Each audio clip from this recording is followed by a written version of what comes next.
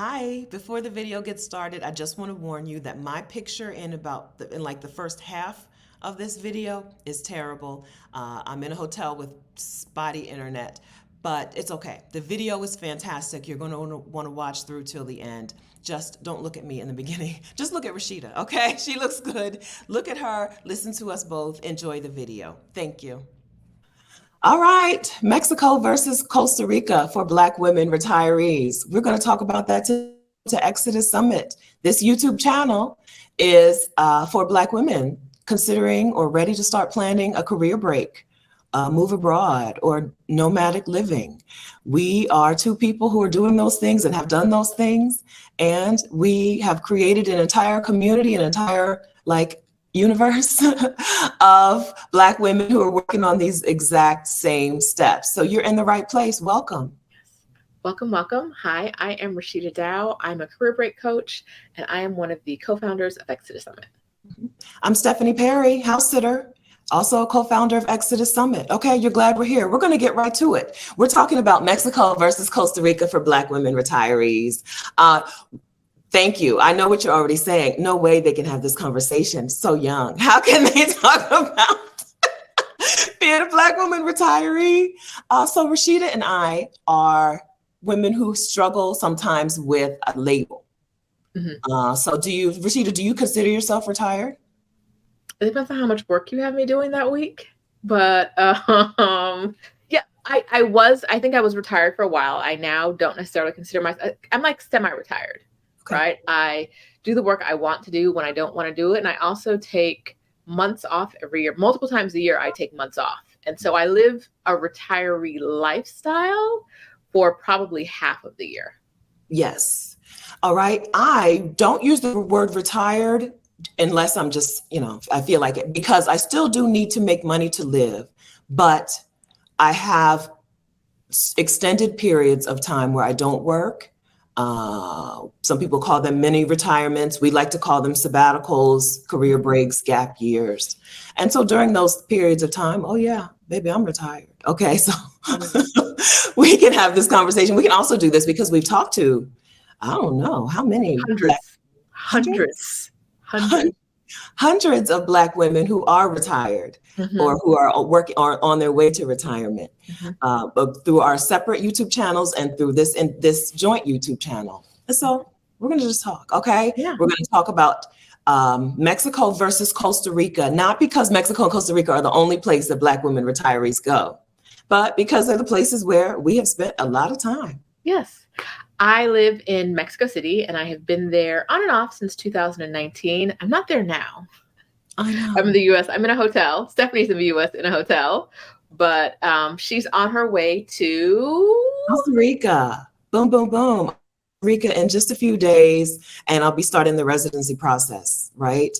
I'm right behind Roshida. I'm not going to let her be the only one having residency in another country and just living her dreams out in a new place, not in America. Except for this week. Except this week. We're both in America. So, we really want women to know the real about moving abroad, which is why we always have these conversations on our individual channels. And here we want women to know what it's like to live abroad, what their experiences could be like, and the ways in which not necessarily retiring abroad is better than retiring in America, although it is, but the ways in which it's different, because some of the ways are not going to be completely positive. Mm-hmm. But there's going to be a lot more positives and negatives. So it's not really should you retire abroad in the US or somewhere else. For us, it's more like, where else outside of the US should you retire? Mm-hmm. And so we thought we'd talk about these two places today because they're places we know very well. And we've put thought into why to live there, what life living there looks like. And we think we can help some of you with this information. So let's get into it. Okay. So Mexico City, Mexico. Why? Mm-hmm. Why? Well, first, I would like to spill some beans that I think Roshida has spilled multiple times. So Roshida moved to Mexico with a pot of cash, which mm-hmm. meant that she could pick up. She had a pick of places. Some people think that you choose a place just based on the cost of living. Mm-hmm. But Roshida was at that point a retiree with retiree money and could pick some places to live. So why Mexico City? So I'm very much like a vibey person. Like I picked my college because I walked on campus and I was like, yes, this is the energy I want. And that was 45 years ago. But now I was in Mexico City visiting and I was like, why don't I live here? Like literally, I just feel it. I feel like I should live here. And I was with my really good friends and she said, why don't you? And I was like, because I have to. And what happened to me in that moment, and I hope happens for you one day, is I realized there was nothing in my way. Like why I didn't live in Mexico City was because I never considered the fact that I could live outside of the United States. Like it just never dawned on me that I could choose to build a life outside of the United States. So it was that in the middle of my year traveling around the world, I'd been to a ton of countries, but every time I came back to Mexico City, I was like, I just love it here so much. And so that's why there's no like, and then I met my special person or I moved here for a job. No, it was like the city calls me and I go where I'm called. That's it for me. That's my why. Yes. So I've been there for years. Love it, love it, love it.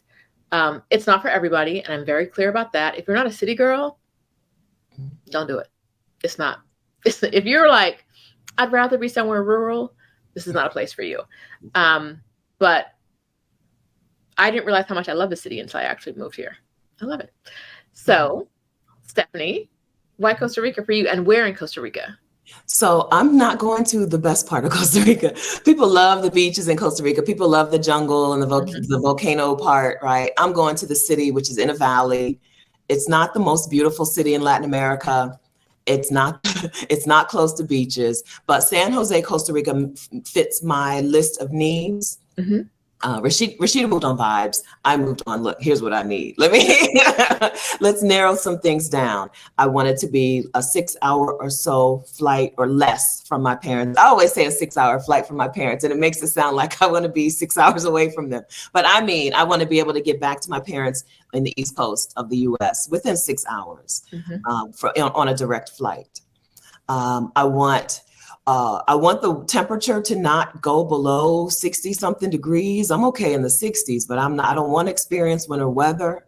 I need a specific cost of living. Costa Rica is not the least expensive place in Latin America, but it's a place that fits my budget. And I want it to be a place where there are Black and brown people. Now, I got to San Jose and realized that I don't see a whole lot of, there are Black Costa Ricans, but I have to find them. I have yet to find them, but my list, it came up high on my list based on the conversations and the research that I had done. Yeah, I think Costa Rica is a place that knows they have Black people, where some countries don't. Yeah. Some countries will be like, no, here. Costa Rica, like, even if you don't see them in the city, they're in other parts of the country, and people acknowledge that they exist. They got that Black Madonna out there and everything, don't they? They do. And like the McDonald's billboards are all Black women. You know what I mean? So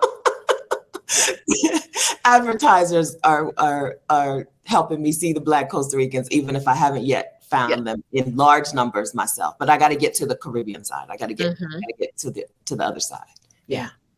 So we picked a place that we think is very special to us, but we've both picked places where people would be like, "Oh, why would you go there?" What did you ever have any concern about, or have you ever had any concern about the reaction? I don't care about I know the answers, but what has been the reaction from people in the U.S. in Mexico City? It's weird because people project what they hear in the U.S. media onto you, but the U.S. media is lying to you, baby. Like there's a lot of like, America has really good publicity, but like, not that they're like that boyfriend that's good on paper. Good on paper, baby, but in real life, please. Empty. It's empty. There's nothing in there. Please. But we're told so many places are scary or, something's gonna happen to you. Every time in the beginning, people would be like, aren't you scared of a cartel? And I'm like, what's the cartel got to do with, like, I don't have cartel business. I'm not selling drugs or buying drugs. I don't think the cartel is going to be too worried about me, right? Like, oh, you're American, you need to be on high alert. And I'm like, No, like truly, my I feel safer in Mexico City than I do in most U.S. cities. Right? I'm in Florida right now, and every time a horn honks, I'm like, wait, what's going on? That's right. Right? Like there's a little bit of PTSD for me here. I haven't been here in a while. I'm like, what is going on? In Mexico City, when a horn honks, that's just someone saying hello, or something, right? Like it's telling outside of Mexico City, in the small towns in Mexico, right? When you're driving, a honking horn means like, watch out, there's a horse about to cross the street. Okay, watch out for them. It doesn't mean someone has a gun, right? And so in Mexico, the idea, the feedback I got was that it's not safe there. And what people were really saying was, nowhere is as safe as America, was what is the general gist. I've traveled for a long time. I was traveling the world for a year in a row. And everywhere I go, people would be like, what, are you sure? Like the idea is that nowhere is as safe as America. But as Black women, we know that from external violence, right? Or like intra-relationship violence, like America is not safe for us. It's just not.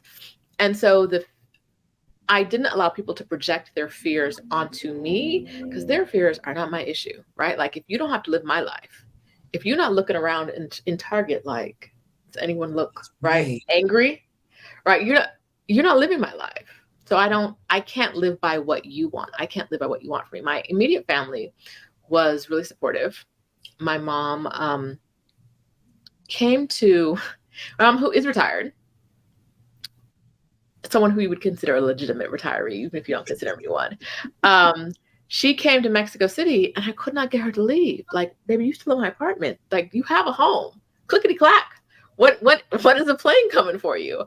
And she did that enough times. And now she lives in Mexico herself. She lives in Merida, Mexico. It's super safe. She loves it because it's hot. She likes the heat. She's got a backyard with a pool, and she's planting fruit trees and things. And she has a whole new life out there with friends. I'm going to say something real quick. She's going to get mad at me for this, but it's all right. I'm spilling a little bit of her business. She used to say that when she lived in Florida, her friends were like waiting to die to enjoy it. Like their like reward is in heaven, right? So they don't care what they do in their living life, because life will be better for them in heaven. And since she's moved to Mexico, she's meeting some like right here, right now. Let's have fun today, ladies. And that's who she is. And that's a good fit for her. Instead of waiting for her reward and waiting for the joy, she's amongst women who have gone out to seek their own joy. And living abroad, you will find a lot of women who are out there who are like, my time is now, right? And not like in a dangerous way or, we're not doing anything risky. It's just like, I want to go to the pool and hang out all day. So I'm going to the pool and hanging out all day. I want to eat good food. I'm going to go eat good food, right? And like having buddies who match that lifestyle, because a lot of us who move abroad have very similar lifestyles. Mm-hmm. Having buddies that match that lifestyle has been perfect for her, because she's in her 70s and she's out here having she's in the streets more than I am. And she loves it. It's what she wanted. She loves it. And she has, her little street friends, and they're out here. Some are she's hanging out with 20-year-olds, 50-year-olds, 30-year-olds. She's out doing whatever. 80-year-olds. Mm-hmm. I met an 80-year-old out there who looked like she was 45. She's been there for 10 years, and she said it's the humidity out there keeping her like young. I said, oh, okay, 80 something. Because at the most I would have said maybe 50. Happening here. Yeah, that just moved up a little higher on my list. There's some magic out there. I don't know what's going on with the water. I don't know what it is, but I was like, there's no way she's 85. Mm-hmm. Just walking, just fitting, just happy and smile. Everybody's happy, right? And so that's how I've responded, even though other people's reactions haven't always been that positive. Mm-hmm. Now, Stephanie, what were the reactions you were getting when you said you want to move to Costa Rica? Mostly surprised that I wasn't moving to Mexico, including Roshida was like, why not Mexico? Why aren't you going to Mexico City? Come be my neighbor. I think that because I had been traveling around for quite a while, nobody really, I didn't have to deal with any like, why Costa Rica? I think more of the surprise is, why aren't you moving to a prettier part of Costa Rica? Why are you moving to the city? I want some conveniences. I want to be able to get my food delivered, right? I want somebody to come and clean my house. I want my laundry, if either I drop it off or somebody comes and picks it up. I want some conveniences that you can't necessarily, that I haven't been able to find in the beach towns in Costa Rica. So I think for me, the pushback was more about picking the city as opposed to like the best parts of Costa Rica. I think that's more the surprise. So what you said that I think is really interesting, and I want our women to consider right now, is that you have already decided the life you want to live. And it sounds to me like it's a more luxurious life than you had in the US. And so you are picking a place based on some of the little luxuries that you want in life, and you're actively seeking them, and you know you're going to get them, right? You're going to get someone easily who can come in and clean for you. And, you know, we'll probably even take your laundry to the laundry people, right? You're going to be able to do those things. And I think it's a really interesting way to choose your location, right? Choose your location by like, how do I want to feel here? What do I want to do here? What do I need from the next place? As opposed to what's the easiest place. Now, if you got to get out to wherever you can go, right? But if you have some time to like sit down and plan and think about it, I love it when women sit and think about the best way, the best place. What do they need and what do they not need? Whatever things are important to them and what's not important to them. And we do a lot of that at Exodus Summit. So I probably won't say that, but here we go.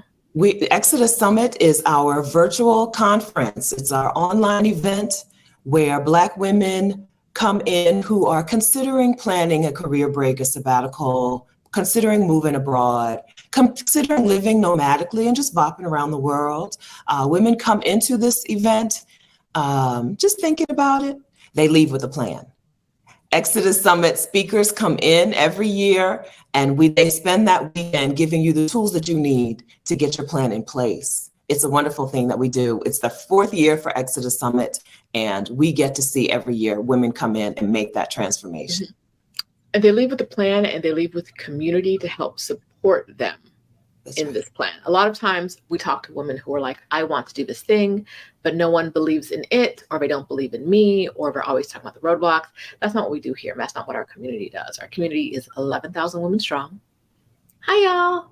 11,000 Black women strong. 11,000 Black women strong. And women leave with friends. They leave with family. They leave with people they're going to see in countries. A lot of our women bop around, and the people they see country to country are other Exodus Summit women. They're always together doing something. They're always out there doing like, these women have community wherever they go because they have attended Exodus Summit, because they're in the Facebook group. We'll link to the Facebook group down below. Our online event is our Exodus Summit is an actual online event. And our next one is October 6th through 9th. Online. We have links to that in the Facebook group. So if you join our Facebook group, you'll be able to figure out how to buy tickets. That's right. Exodus Summit 2023. Your tickets are at exodussummit.com. We hope that we will see you there. If right now the idea of moving abroad, if you clicked on this video not thinking that it was possible for you, I hope that we'll see you at Exodus Summit. If you clicked on this video already thinking like, oh yeah, I've been thinking about Mexico, I've been thinking about Costa Rica, we also hope we'll see you at Exodus Summit. You're going to be able to get some plans in place. You're going to be able to make some progress towards this thing. Because at Exodus Summit this year, we're going to be talking about the important things for you, like what to do about safety, what to do about healthcare, right? What to do about the family that wants to come and the family that doesn't want to come. Those are some of the things we're going to be covering this year. And we know that for women who are still thinking about making the move, those are really big considerations. We're also going to be talking about the money because, hello, money is important. Apparently. That's what they tell us, right? Money is important. But really it is, Exodus Summit is a vehicle that we created to help you get to where you want to go. And we all don't want to go to different places. Like I could never live in San Jose, Costa Rica, baby. Just not. No, absolutely not. We don't want the same thing, but we're using the same tools to get to where we want to go. And that's what we want for you. That's right. So join us at Exodus Summit 2023. Go to exodussummit.com. Go ahead and get your tickets, okay? And then get started getting in the community so that you can meet the other women who will be in the summit with you. If you're watching this after October 9th, 2023, hello, friends in the future. We hope that it's amazing there. You can still go to exodussummit.com and watch the replays, okay? There's no deadline on your dream. Go ahead and get it. Okay, go ahead and get it together. We're talking today about retiring in Mexico versus being a Black woman retiree in Costa Rica.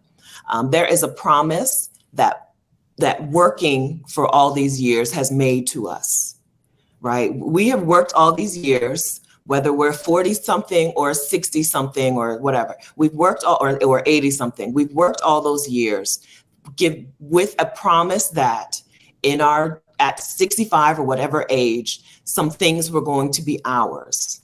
Some financial freedom, some location freedom, some time freedom, some peace of mind, something.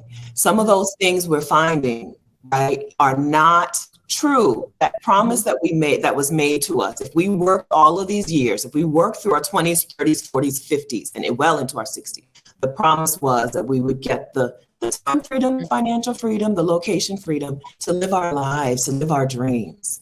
And we're finding in the United States, that was an empty promise. It was a lie. And I feel like they knew it was a lie. But I feel like our nieces, the millennials, the Generation Z, they're learning it even faster because the economy, like our parents could buy a house, right? These kids are out here like, I'm never in my life gonna own a house. And so if you're watching this because it says retiree, but you have some millennial children, grandchildren, and they are like, I don't know, I don't understand how to make it work economically in America, let them know they don't have to. Invite them to the summit, invite them to watch this video. Hey y'all, hey friends. Struggling in America is not your only option. And not all of us are struggling. Some of us a lot of people are doing really well financially, but not the trade-off of what they have to give emotionally and mentally to get to really well financially is just not worth it. And some people are not doing well financially and they have the same trade-off. They're not, right? Like they're still giving up too much mentally and emotionally for, not a lot financially.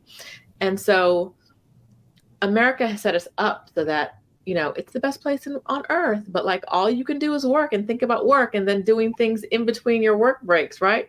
You need to get your hair cut. You got to do it on the weekends. Weekends are not for being with your family. You know what I mean? Like there's no space for joy. There's no space for living a full life. There's space for work.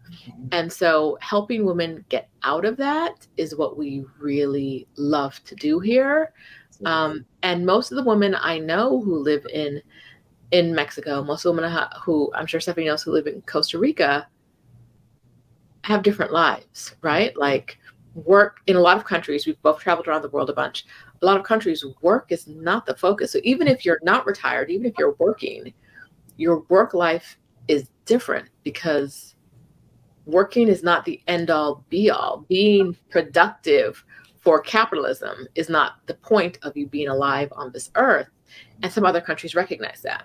Yeah. So is it France where they can't email you after hours? Your boss can't email you after hours? Right. All right, now let's copy that. So there's a lot of other options for you. There, for me in Mexico, there's so much joy. There's joy and fresh fruit. Like, yes. Hello. It's where I want to be. Which country wins the fresh fruit debate, okay, between Costa Rica and Mexico? In Mexico City in particular, is it because like I've been to small towns in Mexico where, every time you turn around, there's like the market and there's the fresh whatever. But in Mexico City, is it as easy to get whatever? It is as easy. I get my fruit mostly delivered, but if I walk down the street on any day, come to me, groceries. Come to me. I like my groceries to show up at my door. Thank you. But I live within 2 blocks. Two grocery stores are within 2 blocks of me. There's a Costco down the street, right? there are mercados on the street and tianguis every week. There's one here on Wednesday, one here on Friday. There's one guy across the street every day. There's someone selling snacks outside the door, outside on my block. There are vendors selling like tortas and tacos within 1 block of me and within 1 block of where most people live, right? There's always someone selling. We eat good down here. You go to the tianguis is what I would call them. I just like the street market. Yes. Do you go? I go.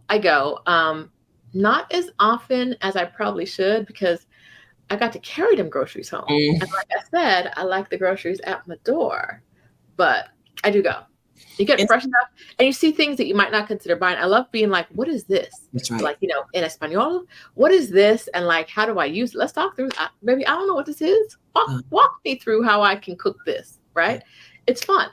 It's always a learning experience. And then you meet a neighbor or two at the little market. Yeah. In San Jose, I haven't been to the market. I don't even know what they call it. I assume they just call it some sort of market because every Airbnb I've been in has had a man across the street with a cart, right? Or in one place he was on a truck, right? Driving by, selling the stuff, selling fruits and vegetables. I'm a pineapple girl. I don't care. Listen, I'm gonna buy all the pineapples you have. I'm a pineapple girl. Mangoes for me, I love mangoes, but I don't pick them well. So I don't always buy mangoes. And then like avocado, which is not a fruit, but avocado, so I love being able to just go out the door and there's going to be somebody selling. Somebody selling something. And I'm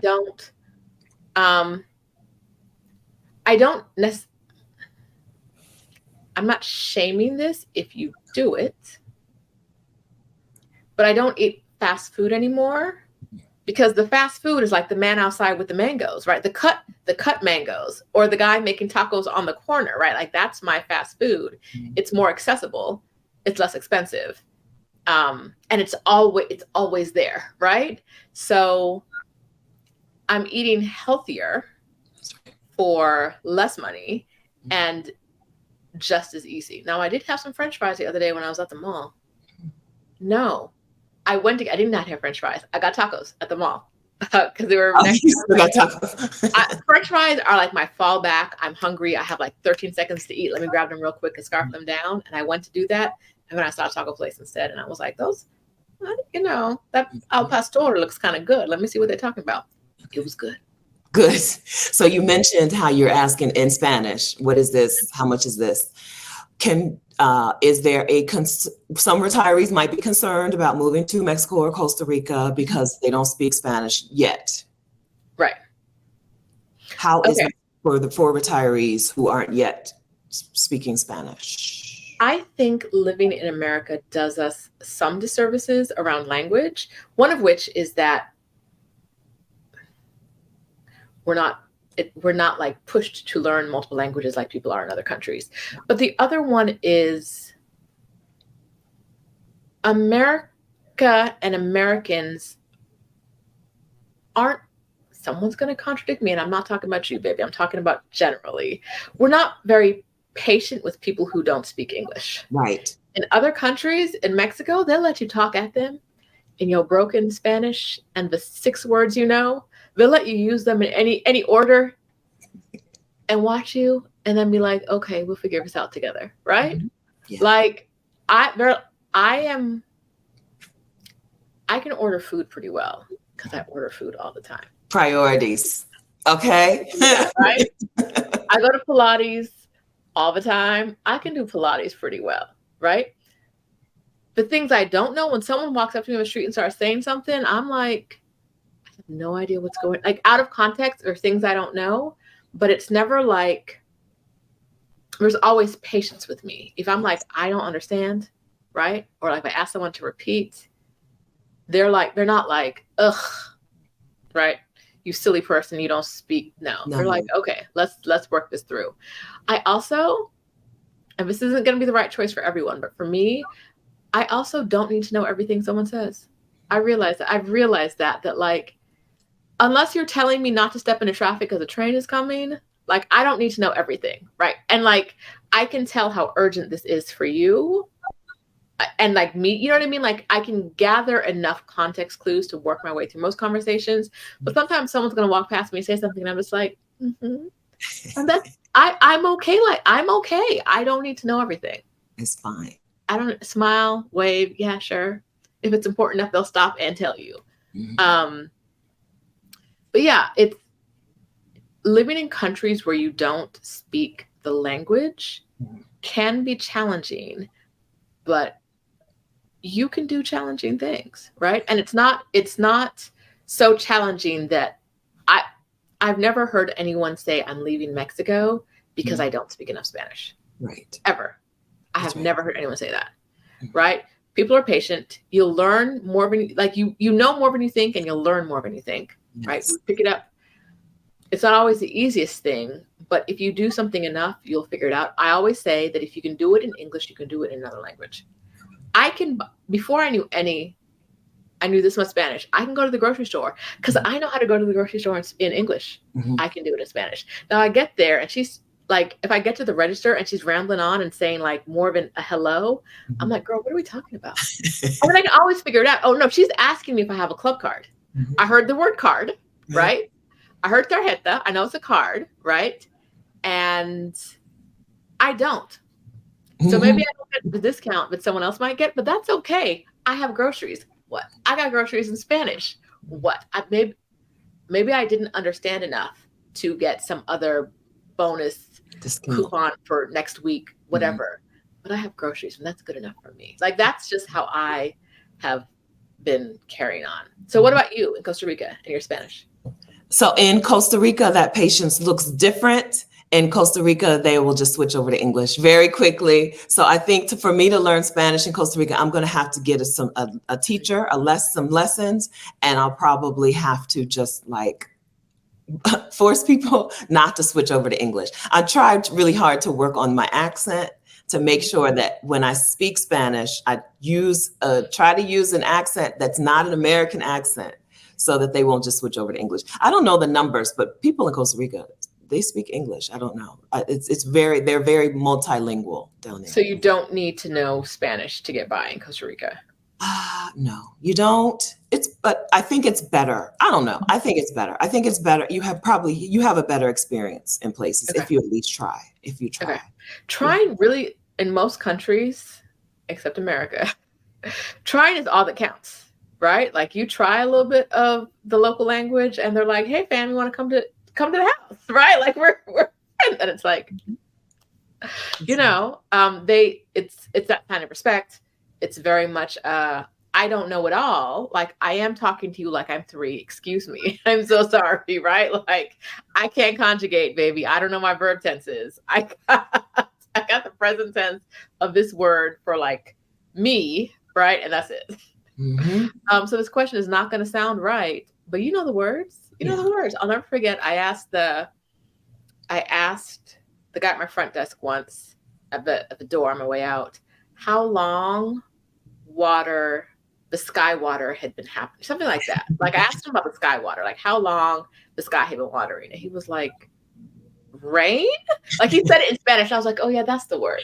I couldn't think of the word.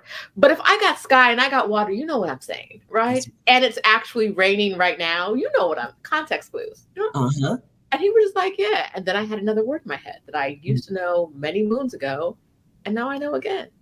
Thank you, sir. Thank you, kind sir. Yes. So we don't think that the language situation is going to be a problem. We know plenty of women who've moved to Mexico without a whole lot of Spanish. Yeah. Now, the next thing that's going to come up for me is money. And I think one of the things I love about Mexico is that there are a variety of different lives you can live and different places you can live at different price points, right? Mexico is not a country with a very large middle class. It's got a very large upper class and a very large, like, not a lot of money class. And so there are places you can live and, you know, have a 20-bedroom home and a staff of 16. And there are places you can live in the country for probably like where your rent is like $200 a month, right? Like there are different price points. It's a huge country that will allow you to live any life you want to live. You've just got to do the research to figure out where you can get the things you want to live. Like my mom wanted like the kind of a slower than I had. Mexico City is not a slow city, but it was a slower life than I had in the US. So she saw me living a slower life. She liked it, but she wanted more heat, right? She wanted more space for less money. She has more space for less money in Merida. She has more heat. She's got a backyard where she can grow anything. She has bats right now. And I'm like, girl, in a tree. She has a tree with birds, bees, and bats. Like, cut that tree down, girl. Right? Cut that tree down. What are we doing? Let the bats live, Roshida. Let them live. They eat the mosquitoes, I guess, and whatever. But yeah, like she's a person who is okay. She's she's a little country. She likes things like, look at the bats. No, right? Like that's not me. That's why I don't live there. But you can live the life you want. Stephanie could live, if she had chosen Mexico, she could live the life she wants at the price point she wants in Mexico. And that's one of the things I love about it, is that you can create the life you want. You can also be whoever you want because you're going someplace new. If you're a woman who wears hats with veils wherever you go, that's who you are now. That's who you've been forever. Who won't tell you different, right? Rebuild your life however you want it to be. That's right. Yeah, money in Costa Rica is a reason that some of the American retirees are currently leaving Costa Rica. So Costa Rica is a little more expensive than it used to be, is what I'll say, right? I get what's not, right? Everything's more expensive. So some of the retirees, the American and Canadian retirees who were there 5 or 10 years ago, are starting to leave. So Costa Rica is not there was a time when it was one of the go-to places for retirees. It's a place where people are thinking about things, a second time, but still not like ridiculously expensive. It's not overpriced. I'll say, I don't think Costa Rica is overpriced. I think that it's just not as inexpensive and as cheap as maybe people had expected or had maybe it was 10 years ago. Right.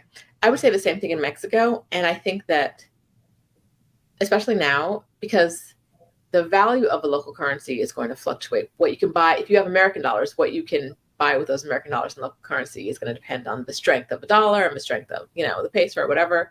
And the peso in Mexico is really strong right now. And so things are not and there's inflation like there is everywhere. Things are not as inexpensive as they used to be, and they're also not as inexpensive as people imagine them to be, right? Like we hear, when I moved abroad, people are like, "Oh, you moved to Mexico because it's really cheap," and I'm like, "It is not," right? Like my life in Mexico is not really inexpensive. It could be if I made other choices, right?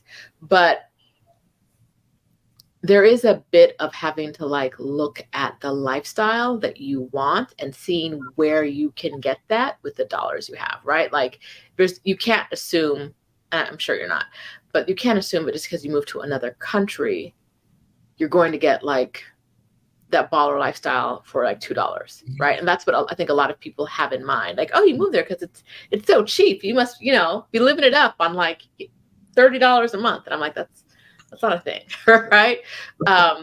And that's one of the reasons I like the communities that we build in Exodus Summit, is because all the women share that information with each other. Like, yes, it cost me this much a month to live here, right? Or we have a lot of, from our last summit, our second summits, we had a lot of women who create communities and accountability groups based on where they wanted to go.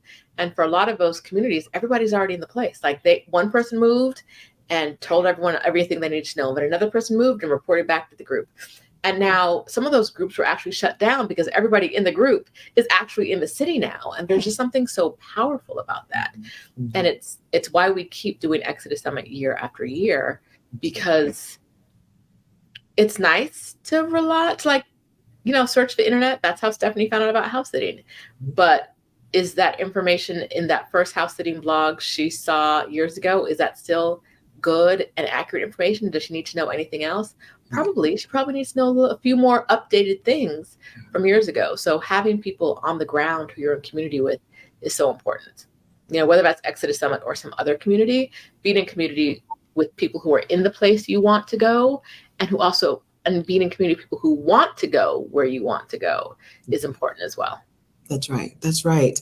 One final concern, or no, I don't know about final. One more concern that some of our women might have is just like the physical. I don't mean the safety as in like the cartel, but like the physical navigating a place, being a senior. I have found in general, Latin America loves senior citizens. Yes. Okay. But it looks a little different than what we're used to in the US, right? So you can get on a bus and they will have reserved seating for senior citizens. I've seen it many a time. Senior citizens and nuns, and I think it was Guanajuato, they had nuns seating for seniors and seating for nuns, right? So they're very patient. I've traveled to both Mexico and Costa Rica with my mom. They're very patient and attentive to her and go out of their way to be kinder to her. So these are places that love seniors, not places where they want to shut you away. I think some people in the United States can feel like people are just trying to push them behind doors. This is not a place for seniors. But both Mexico and Costa Rica, you're going to find that they're welcoming, but you might find some physical problems. Some hills, sidewalks that aren't smooth. Maybe there isn't like a wheelchair accessible entrance to some of the buildings. America, when it pays attention to the ADA, does it well. Some of these other countries, not so well. On my street, there's one block on one side of the street. There's a curb cut. On the other one, there isn't. So I'm like, if I needed a wheelchair, I could go down into the street, but then I couldn't get up. That's just how it is. It's just how it is. And so those places are challenging. I will say that in a lot of the world, community makes up for the things that are lacked in infrastructure. To Stephanie's point, I get to my apartment building and the security guards are like, yeah, I see you with that luggage. What's that got to do with me? My mama, who don't live there and doesn't have the key card access she needs to get inside, always, a security guard is always helping her with her bag. She will not, like last time she hadn't been there in 6 months and the man was, so he doesn't know her, dragging her bags. She's not even, I can't get into the building without showing my key card and getting access. She's in the lobby. She's gone through like three security doors. Yeah. Someone has opened 3 security doors for her and grabbed her bags. I'm coming downstairs because I'm like, oh no, you can't get in without me. And she's already made it to the elevator. They're like, older woman, yes, you must need some help. That's right. In ways that like, and that's why I say like community makes up for the ways that infrastructure might not be there. Yes, there's a ramp that I could wheel a suitcase up, but that's around the side and got to do things. And they don't want her to do that. They lift a suit. You know me, sir. I can't get a little. No. The older people can get that though. But yes, there are a lot of places that in both Mexico and Costa Rica that if you have mobility issues, I would say you need to talk to other people with similar mobility issues before moving to those places. Some of the places like in central Mexico, like San Miguel de Allende, right? Like I think Guanajuato as well, very hilly. Yes. Cobbly streets and sidewalks. It's not impossible, but it's not easy, right? The more community you have around you, the easier that kind of life is. If I was looking for some place that was easier for mobility issues in Mexico, I would think someplace like Cancun, right? A place that gets like a lot of tourists, maybe even Puerto Vallarta, a place that gets a lot of tourists and is used to people coming in and out who might need a little bit more help, who might not have the community that they need to fill the gap coming with them. So yeah, there are ways to make it work. It's just not everywhere. That's like right. There are probably places in San Jose that are perfectly fine for people with mobility issues. Some, yes, right, but it's not the norm, right? It's not Yeah. the norm. You're right. That's a thing that the United States has done well that other countries are not. Whether it's Latin America or Europe, right, or Africa, some other places are not as accessible to people who have issues with mobility. Not impossible. Not impossible. Not impossible. I've had friends with mobility issues come here and love the city, love Mexico City, right? And want to stay longer. While also knowing that there's a better fit for them out there in the world, right? So like Mexico may not be the best fit for you. Costa Rica might not be the best fit for you, but there's a good fit. And we want you to find it. Yeah. Okay, but what I'm hearing is throughout this conversation is that Costa Rica and Mexico are tied. I'll take it. Tie. Would you agree? No, y'all know. Tied. It's a tie. It's a tie. I'm lying. It's not a tie, but it's a tie. It's a tie. It's a tie. No, they're both places that we love. That like we love, and we know them. And so you need to figure out what you love, right? Within the place that's right for you. It's Mexico. That's okay. One more thing. We're going long. Okay, but one more thing. If you want to bop around within the country, Mexico is the choice. Oh yeah. You want to be in a country where you can visit this town and this city and this place. Mexico is it. I don't know that too many places do it better than Mexico. The bus transportation in Mexico is next level. The luxury buses, them seats, no matter what luxury bus it is, it's better than any airline seat you've been on. Right? It's not a lay flat bed, right? Okay. But it's a big seat. You get thingy, you got snacks, you got people leaving you alone. Right? Only thing you don't have is a bus attendant, right? That one bus, the upper deck has one row of seats on one side and two on the other. So if you're alone, you don't have a neighbor. Next level. And the buses the routes are well connected. The buses travel frequently. You can get from town to town to town to town super easily. It's not expensive. Bus stations are good, clean, safe, food in them. Yeah. Yeah. You want some Popeyes? It's in the bus station. Go ahead. Go ahead. Yeah, no, if you want to see a number of cities on one go, Mexico is a great choice. A great choice. It is. Yeah. Okay. It wins. Woo! Okay. I agree with that.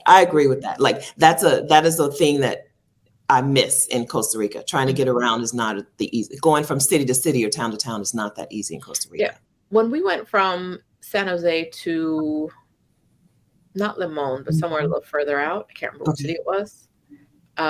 We got a private car to take us. I don't know how you would normally do that because we looked at buses and there was some issue where we couldn't take the bus.